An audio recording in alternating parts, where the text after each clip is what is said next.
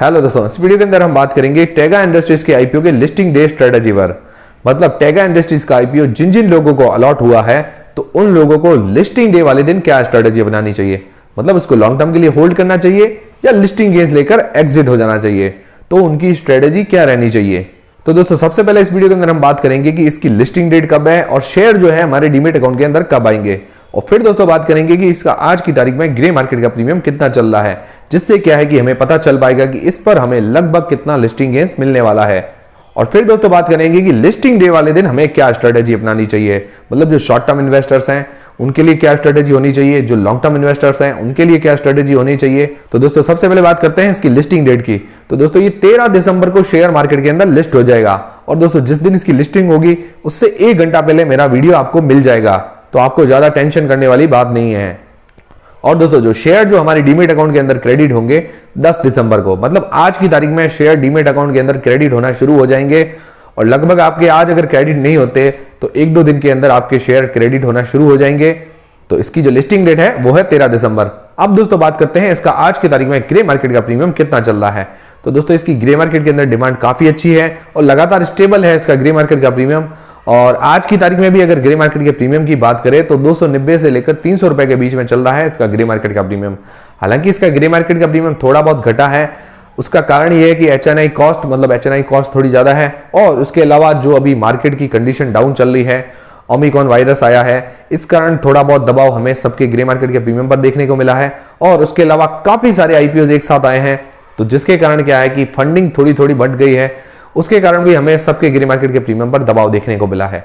पर दोस्तों मुझे उम्मीद है कि इसकी लिस्टिंग है हमें बहुत ही बम्पर देखने को मिलेगी। तो दोस्तों हम मान लेते हैं 300 रुपए एक शेयर पर फायदा बता रहा है। तो दोस्तों ये 33 शेयर का लॉट है, तो 300 इंटू 33 करते हैं तो लगभग 9,900 रुपए मतलब 9900 रुपए हमें एक लॉट पर आज की तारीख में फायदा बता रहा है, जो कि देखा जाए तो बहुत ही जबरदस्त है इसका ग्रे मार्केट का प्रीमियम। और उम्मीद है कि मुझे लिस्टिंग तक इसकी ग्रे मार्केट के प्रीमियम में थोड़ा बहुत हमें और इजाफा देखने को मिल सकता है। तो अब दोस्तों बात करते हैं कि अगर हमें इतना लिस्टिंग गेन्स मिल जाता है, मतलब 10 से 11,000 रुपए के बीच में अगर हमें लिस्टिंग गेन्स देखने को मिल जाता है, तो लिस्टिंग डे वाले दिन हमारी स्ट्रेटजी क्या रहनी चाहिए। तो दोस्तों उससे पहले मैं थोड़ा बहुत कंपनी की ब्रीफ जानकारी दे देता हूं। तो दोस्तों ये जो कंपनी है इंजीनियरिंग रिलेटेड कंपनी है। तो दोस्तों ये कंपनी मैन्युफैक्चरिंग और डिस्ट्रीब्यूशन करती है मिनरल्स और माइनिंग में जो इक्विपमेंट्स काम आते हैं उसकी। और दोस्तों इस कंपनी की पूरी डिटेल्स मैंने आपको एक रिव्यू के वीडियो में पूरी डिटेल्स बताई थी, वो आप जाकर देख सकते हैं कि जिसके अंदर ये कंपनी क्या क्या प्रोडक्ट्स बनाती है। तो दोस्तों ये मिनरल और माइनिंग के इक्विपमेंट्स भी बनाती है और दोस्तों इसके अलावा काफी सारे इंडस्ट्रियल प्रोडक्ट्स भी बनाती है। तो इसकी डिमांड आज की तारीख में भी जबरदस्त है और फ्यूचर के अंदर भी जबरदस्त रहने वाली है। और दोस्तों इसके इंडिया के अलावा वर्ल्ड वाइड क्लाइंट्स है, मतलब काफी सारे क्लाइंट्स है जो इंडिया के बाहर भी हैं। और दोस्तों इसका जो टोटल रेवेन्यू है उसका 86% का जो रेवेन्यू है इंडिया के बाहर से आता है, मतलब फॉरेन से इसका रेवेन्यू काफी जबरदस्त आता है। और दोस्तों जो इसकी मैन्युफैक्चरिंग यूनिट्स है इंडिया के अलावा बाहर भी है, मतलब फॉरेन के अंदर भी इसकी मैन्युफैक्चरिंग यूनिट्स है। और दोस्तों जो ये सेक्टर है आज की तारीख में डिमांडिंग है और हमेशा डिमांडिंग रहने वाला है। और दोस्तों इस कंपनी के बारे में मुझे सबसे जबरदस्त जो बात लगी है कि इस कंपनी के फाइनेंशियल बहुत जबरदस्त है। मतलब इसका सबसे पॉजिटिव पॉइंट कहें तो इसके फाइनेंशियल बहुत ही जबरदस्त है। मतलब जो इसके टोटल एसेट्स हैं वो साल दर साल लगातार बढ़ रहे हैं, इसका जो रेवेन्यू है वो भी साल दर साल लगातार बढ़ रहा है। मतलब कोविड की सिचुएशन आने के बाद भी इसके रेवेन्यू के अंदर लगातार ग्रोथ देखी गई है। मतलब इसका जो रेवेन्यू है वो लगातार ग्रोथ कर रहा है, मतलब इंक्रीमेंट पर है। और उसके अलावा जो इसका प्रॉफिट है वो भी साल दर साल लगातार बढ़ रहा है, जो कि इसके लिए बहुत ही पॉजिटिव बात है। और FY22 मतलब फाइनेंशियल ईयर 2022 के अंदर भी ये कंपनी बहुत जबरदस्त प्रॉफिट कमाएगी।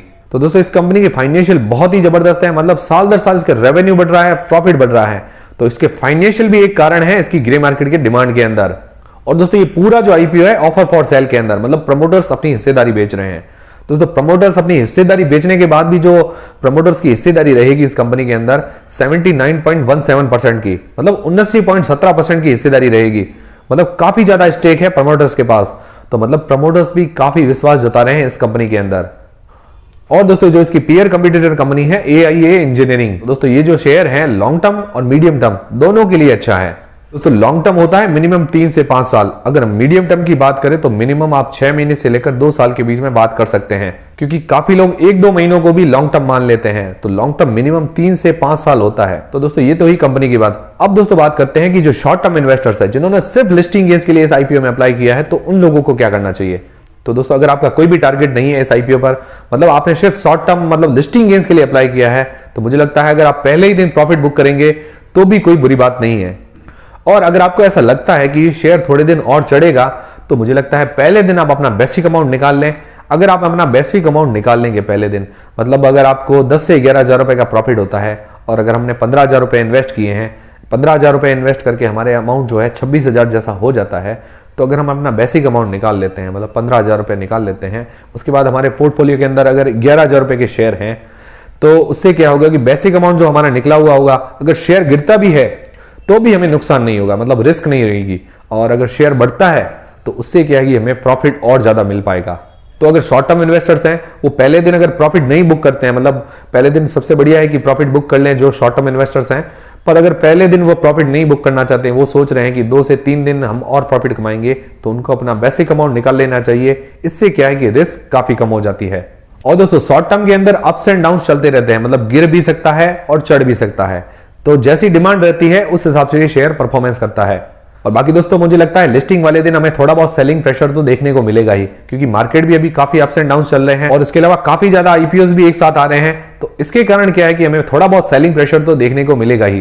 तो अगर आप शॉर्ट टर्म इन्वेस्टर्स हैं तो मुझे लगता है अगर पहले दिन आप अगर प्रॉफिट बुक करते हैं पूरा, तो भी कोई नुकसान नहीं है। अगर आप अपना बेसिक अमाउंट निकाल लेते हैं और बाकी बचे की शेयर हैं वो 1-2 दिन होल्ड के लिए रखते हैं, तो भी कोई नुकसान नहीं है। बस ये है कि आपका विजन हमेशा क्लियर होना चाहिए, मतलब आपको शॉर्ट टर्म में रखना है या लॉन्ग टर्म में।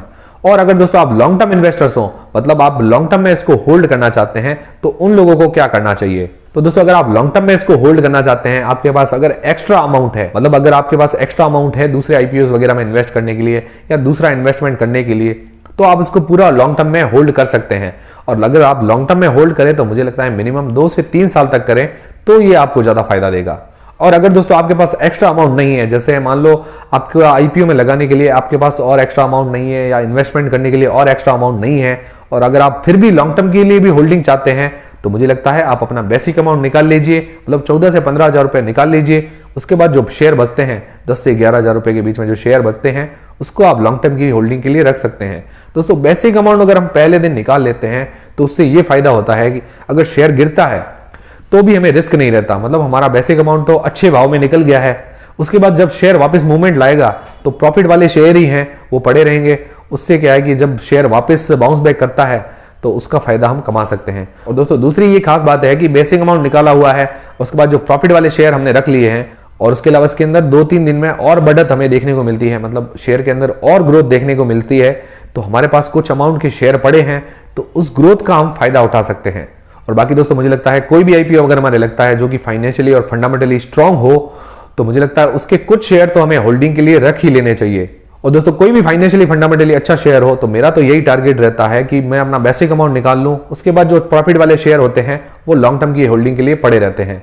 तो इससे क्या है कि मुझे लॉन्ग टर्म की होल्डिंग भी मिल जाती है और मेरा बेसिक अमाउंट भी फ्री हो जाता है। तो आप लॉन्ग टर्म की होल्डिंग के लिए ऐसे ही शेयर रखें जो फाइनेंशियली फंडामेंटली स्ट्रांग हो और जिनकी ग्रोथ जबरदस्त हो रही हो, तो ऐसे शेयर आप अपने पोर्टफोलियो में रखें, तो इससे क्या है कि आपको ज्यादा फायदा होगा। तो दोस्तों ये जो टेगा इंडस्ट्रीज का शेयर है मीडियम टर्म और लॉन्ग टर्म दोनों के लिए फायदेमंद है। मतलब मीडियम टर्म मतलब 6 महीने से लेकर 2 साल तक आप रखते हैं तो भी आपके लिए फायदेमंद है, 3 से लेकर 5 साल तक रखते हैं तो भी आपके लिए फायदेमंद है, मतलब थोड़ा थोड़ा प्रॉफिट आपको मिलता रहेगा। और बाकी दोस्तों आप कोई भी डिसीजन ले तो आप अपने पर्सनल फाइनेंशियल एडवाइजर से सलाह लेकर कोई भी डिसीजन ले।